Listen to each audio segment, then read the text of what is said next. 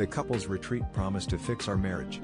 Now something is growing in my wife. Does anyone have any experience with a quickly progressing pregnancy? 2 nights ago, my wife and I slept in the same bed for the first time in a few months, and the next morning she woke up nearly bursting at the seams. Her words are garbled, sentences broken, her eyes, really the last vestiges of emotion she has left, are scared, and I don't know what else we can do. The island's connection is weak, so I'm not sure if this will ever reach the mainland, never mind that it only processes so much at once. If this ever reaches you, I hope by then the issue has been resolved, but if it hasn't, please God send help. My wife's and my relationship has been rocky for about a year now. 3 months ago, she came in all ecstatic with a flyer for a couple's retreat in the Caribbean with a 100 guarantee to fix any relationship.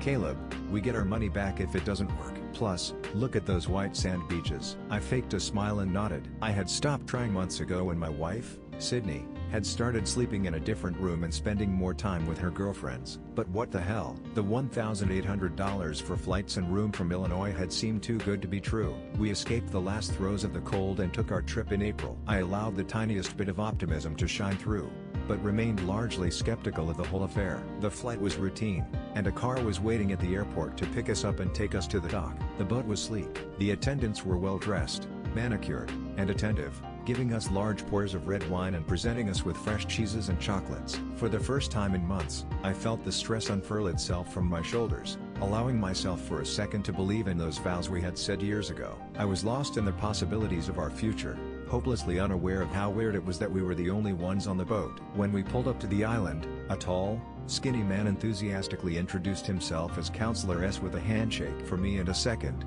too long kiss on my wife's cheek. I felt Counselor S's eyes on me, searching for a reaction. At that moment, I won't lie, it felt weird, but I chalked it up to a cultural thing. Are we the first guests? I choked out as a shorter, bigger man carried our bags to a pristine white villa that Counselor S guided us towards. We actually are not very busy this time of year, Counselor S responded in a thick accent I couldn't quite place. I nodded my head, a little curious how this paradise wasn't packed to the brim. The villa was stunning. A chandelier was flanked on either side by grand staircases, with the entryway leading to an indoor sparkling pool. The kitchen was nearly the size of our entire apartment back in the US, and Counselor S introduced us to Miguel, our personal chef for the week. He led us to the master bedroom before leaving us. Sydney made herself comfortable in our bath, playing soothing music and lighting a candle as I collected my thoughts, setting aside the bouquet of chocolates, cheese, and wine that sat in the welcome basket on our bed. "Honey, come in," she teased, as I was lost in thought,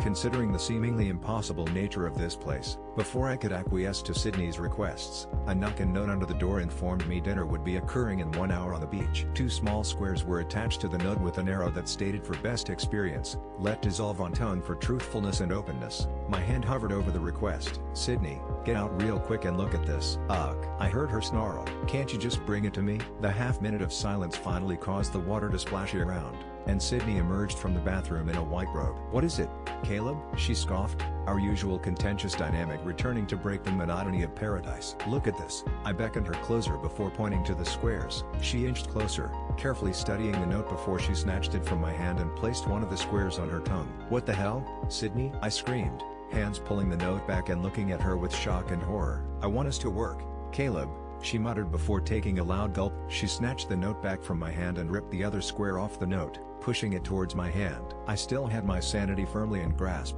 so I of course refused, still perplexed that she would do something so insane in my eyes. "Caleb, for me, for us. This place works, it will work for us, but we have to take risks, do things we wouldn't in the outside world, trust each other." I stared back at her, her eyes glazed, transfixed on something past me. I looked deeply, trying to understand the nonsensical actions of my wife. She then gasped, my eyes swiveling aimlessly, trying to detect the source of her sudden excitement. "Caleb, it's working. It's beautiful," she exclaimed. Her head bobbed up and down before her eyes met mine. "Wow, what is?" I pondered. She let out a deep sigh and let a smile creep across her face before she jammed her hand forward and forced the square into my mouth. I felt the fabric-like substance slowly melt across my tongue as the world around me began to shift color.